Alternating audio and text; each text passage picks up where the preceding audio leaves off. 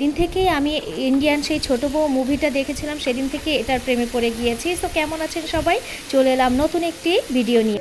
কচু শাক কেটে নিলাম আজ। এগুলো হচ্ছে দেশি কচু, আর এটা এখন আমি সিদ্ধ করে নিব।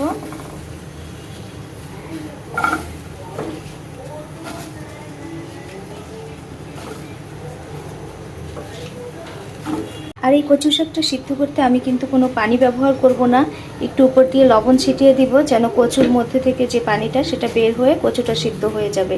এক্সট্রা কোনো পানি দিব না। আর এক্সট্রা কচুর মধ্যে পানি দিলেই কচুতে গলা চুলকানোর একটা ভয় থেকে যায়। এভাবে 10 মিনিট আমি কচুটা সিদ্ধ করে নিব। কচু শাকটা এই যে সিদ্ধ হয়ে এসেছে, এবার নামিয়ে নিব আমি কিন্তু এর মধ্যে একটু রসুন কুচি দিয়ে দিয়েছিলাম সিদ্ধ করার সময়। আর এই যে ফ্রিজের মধ্যে একটা ইলিশ মাছের মাথার লেজ ছিল, আমি সেটাকে ছোট ছোট করে কেটে নিয়েছি।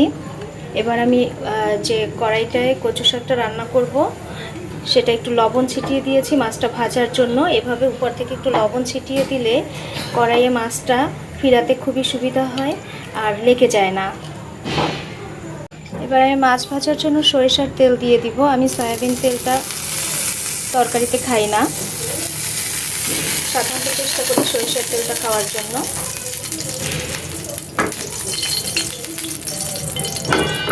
তেলটা গরম হয়ে এলে মাছটা ভেজে নিব হালকা করে।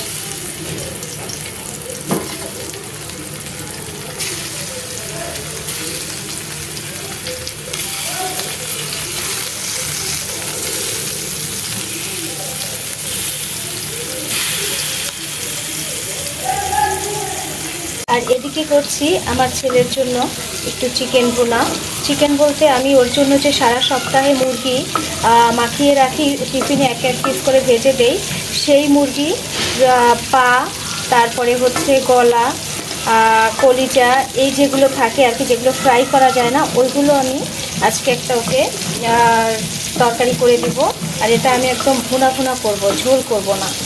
আর এই পাগুলো আমি আস্তে রেখেছি, এটা দেখে আবার কেউ ভাববেন না যে আল্লাহ এইভাবে কী করে পাগুলো করে, কি মুরগি কাটতে যায় না। না, রোদেল আবার এইরকম আস্তে আস্তে পা খেতে খুব পছন্দ করে, এই জন্য ওর জন্যই রেখেছি। আর আমি যেহেতু মুরগি খাই না, তাই সম্পূর্ণটাই ও যেভাবে পছন্দ করে আমি সেভাবেই করে দিব। এই যে ইলিশ মাছটা খুব ভালোভাবে ভাজা হয়ে গেছে, এবার আমি তুলে নিব। তুলে নিয়ে কচু শাকটা এর মধ্যে দিয়ে দেব। এবার এর মধ্যে আমি পেঁয়াজ আর যেদিন থেকে আমি ইন্ডিয়ান ছোটো বউ দেখেছিলাম সেদিন থেকে আমি হালকা নেড়ে নিয়ে এটা খেতে কতটা মজা, এটা যারা খেয়েছেন তারাই একমাত্র বুঝবেন। আর এর ভিটামিন বা আয়রনের কথা বলার অপেক্ষা রাখে না। আর এটা যখন আমি নামিয়ে নিব ঠিক তখন 2 ফোঁটা লেবুর রস দিয়ে দিব যেন গলা না চুলকায়। আর অবশ্যই এটা যখন ভাতে খাবেন তখন লেবুর রস শেষে কিংবা ভাতের মধ্যে 2 ফোঁটা দিয়ে নেবেন, তা না হলে কচু শাকের মধ্যে যে আয়রন সেটা শরীরে অ্যাবজর্ব হতে চায় না আর সমস্যা হয়ে যায়। তো সবাই ভালো থাকবেন, আল্লাহ হাফেজ।